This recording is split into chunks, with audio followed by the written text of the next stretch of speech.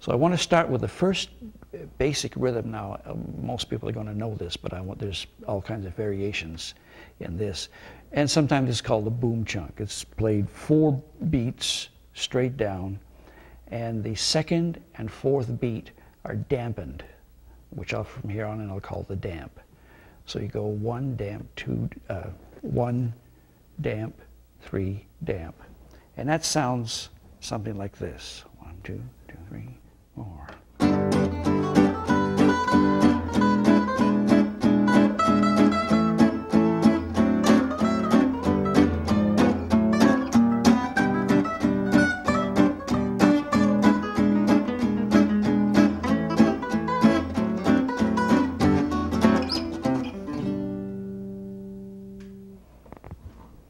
Now that's the basic rhythm under which all this will happen.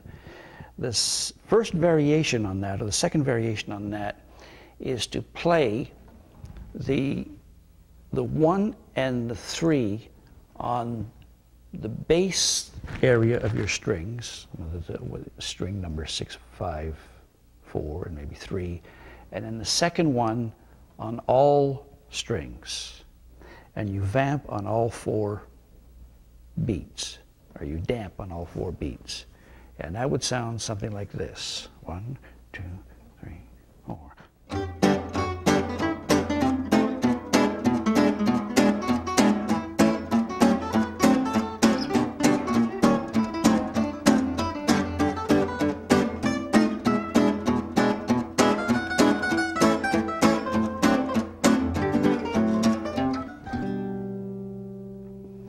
Now you can see the deliberation with which that sound comes out. There's a chunk, kunk, kunk, kunk, kunk.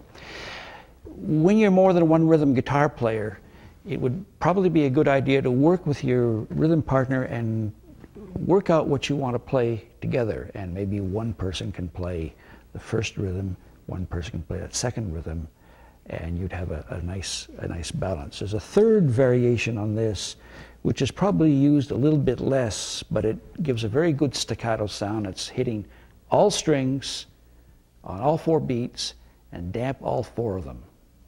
Now we're going to play this chorus through 3 times, and I will play the first variation, second variation, and a third variation. You'll hear the difference in the sound. It's very subtle, but it's there. 1, 2, 3, 4.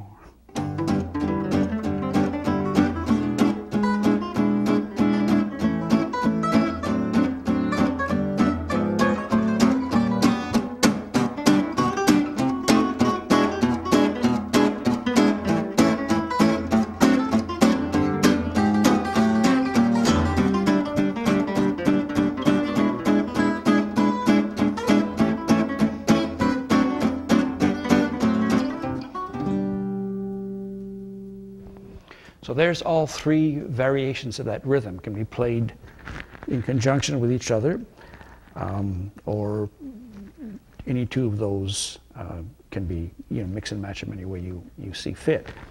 Now the 4th variation is where it starts to add kind of the swinging component to it, in which there is a sharp upstroke played between the 2 and the 3 beat, and that would imply something like the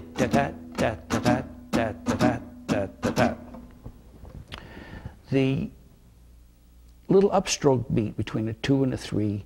If you divide the time, say, between beat number 2 and beat number 3 as, say, a foot in, about 70% of the distance between the 2 going toward the 3 is when that beat would fall.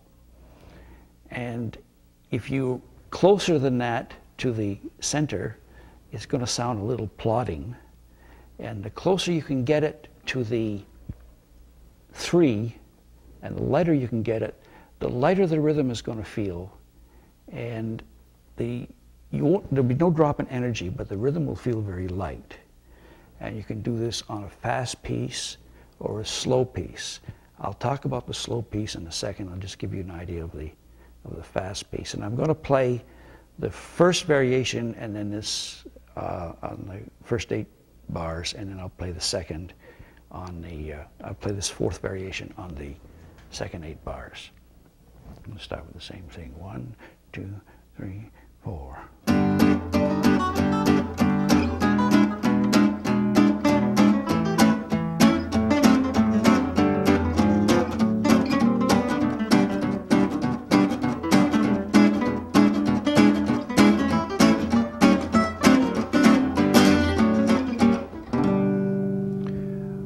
When you play this style of rhythm, the pick gets dragged upward on the first 3, maybe 4 strings, and then you have your downstroke.